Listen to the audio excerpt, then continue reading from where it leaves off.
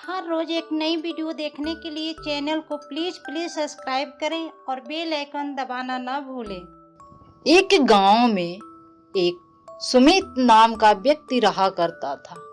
वह बहुत ही लालची किस्म का आदमी था। वह सोचता था कि मैं ज्यादा से ज्यादा पैसा कमाऊं और अमीर बनूं। उसके लिए पैसा ही सब कुछ था। उसके घर परिवार, मम्मी पापा उसके लिए कोई मायने नहीं रखते थे। एक दिन वह अपने ऑफिस में बैठकर सोच रहा था, मैं ऐसा कौन सा काम करूं कि जिससे मुझे और ज़्यादा पैसा मिले और सारी कंपनियों से मेरा कंपनी नंबर 1 पर हो। मुझे कोई ना कोई कदम उठाना पड़ेगा।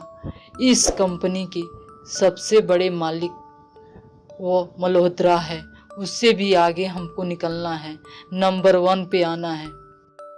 और अपने ऑफिस के मैनेजर को, जिसका नाम था सोनू को बुलवाता है।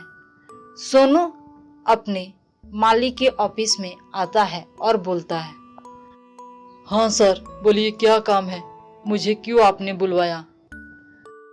देखो सोनू, तुमसे मुझे बहुत ज़रूरी बात करना है। मुझे अपने कंपनी को नंबर 1 पे लेके जाना है, लेकिन नंबर 1 पे मल्होत्रा की कंपनी है। तुम मुझे कोई ना कोई आइडिया दो कि हम अपने कंपनी को नंबर 1 पे लेके जाएं, उससे ज़्यादा पैसा कमाएं। सर, इसमें कौन सी बड़ी बात है? मेरे दिमाग में एक आइडिया है। बोलिए तो मैं आपको बताऊं।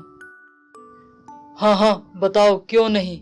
तुम्हारे पास आइडिया है तो ज़रूर बताओ, मैं उस आइडिया को सुनना चाहता हूँ। सर, वैसे तो हम लोग बहुत मेहनत करते हैं अपनी कंपनी को आगे बढ़ाने के लिए, लेकिन फिर भी हमारी कंपनी पीछे रह जाती है।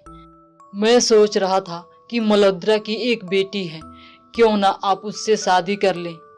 आप रातों रात उस कंपनी के मालिक बन जाएंगे और वह कंपनी भी आपकी हो जाएगी, क्योंकि मल्होत्रा की इकलौती बेटी है और उस कंपनी का, उस धन का इकलौती मालिक है। ये तुम क्या कह रहे हो सोनू? ये कैसे हो सकता है? मैं पैसा कमाने के लिए उसकी लड़की से शादी करूं? ये नहीं कर सकता। सर, सोच लीजिए, आपके पास यही एक ऑप्शन है, नहीं तो ये भी आपके हाथ से निकल जाएगा, तो फिर आप कुछ नहीं कर पाएंगे। अच्छा, मैं सोचता हूँ, फिर तुमको बताता हूँ।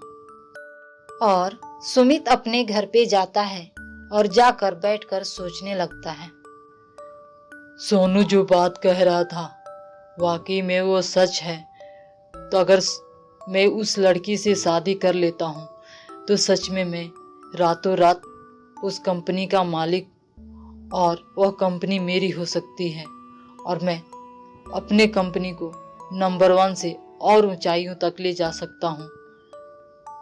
इस बात में तो दम है, मैं उस लड़की से शादी करूँगा। और सुमित जाकर मल्होत्रा की बेटी से शादी कर लेता है। शादी करने के बाद वह अपनी पहली रात को घर से ऑफिस के लिए तैयार होने लगता है। तभी उसकी बीवी बोलती है, यह आप क्या कर रहे हैं?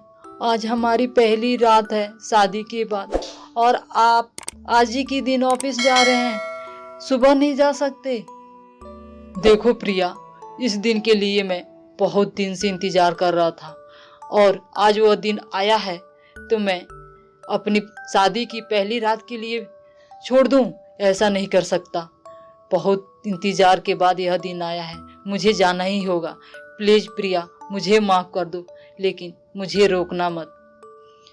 प्रिया उदास होकर बैठ जाती है और उसका पति सुमित वहां से चला जाता है ऑफिस के लिए।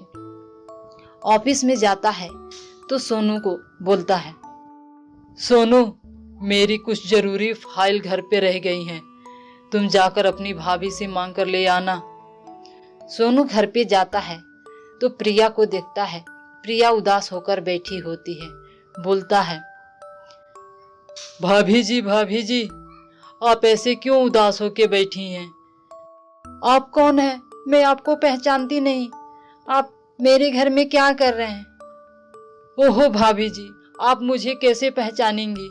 मैं आपके कंपनी का मैनेजर हूँ और सर ने मुझे यहाँ पे भेजा है कंपनी का कुछ जरूरी फाइल ले जाने के लिए। अच्छा, मुझे माफ कर दीजिए, मैंने आपको पहचाना नहीं।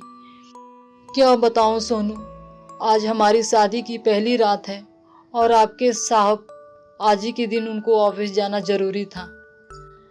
ओहो भाभी, आप चिंता मत करिए, सर ऐसे ही हैं। सर के लिए सबसे पहले काम और पैसा, फिर उनके लिए और कुछ आता है। ठीक है सोनू, कोई बात नहीं, तुम फाइल लेकर जाओ, नहीं तो तुम्हारे बॉस तुम्हारे पे गुस्सा करने लगेंगे। फिर सोनू अपना फाइल लेकर चला जाता है। ऐसे करते करते कुछ दिन बीत जाते हैं। एक दिन फिर सुमित अपने मैनेजर सोनू से बोलता है, सोनू, तुम घर पे जाओ और अपनी भाभी से एक फाइल मांग कर लेकर आना। सोनू घर पे जाता है तो देखता है कि उसकी भाभी पूरी जोरों शोरों से तैयारी में लगी होती है। भाभी जी, ये क्या है? आज कोई खास दिन है क्या? हाँ सोनू, आज हमारी शादी की सालगिरह है। हमारी शादी को 1 साल हो गई, लेकिन आज का भी दिन आपकी बॉस को याद नहीं है। कोई बात नहीं भाभी, बॉस ने हमको भेजा है आपकी कंपनी देने के लिए। सोनू और प्रिया दोनों मिलकर वहां पे बैठकर पीने लगते हैं, खाने लगते हैं। प्रिया बोलती है, सोनू तुम पीते हो? नहीं भाभी जी, मैं नहीं पीता।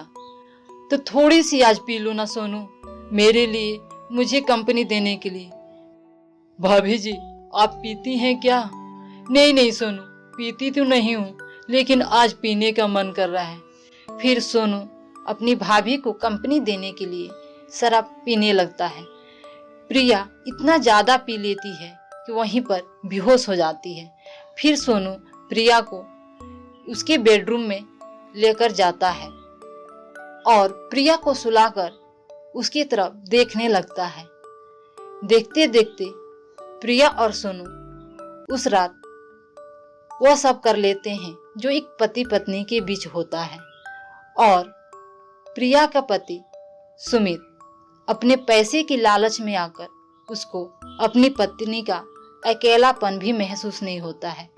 धीरे धीरे सोनू और प्रिया एक दूसरे के हो जाते हैं और दोनों अपने प्यार में खो जाते हैं। जब यह बात सुमित को पता चलता है तो सुमित अपनी पत्नी और सोनू पर बहुत गुस्सा होता है।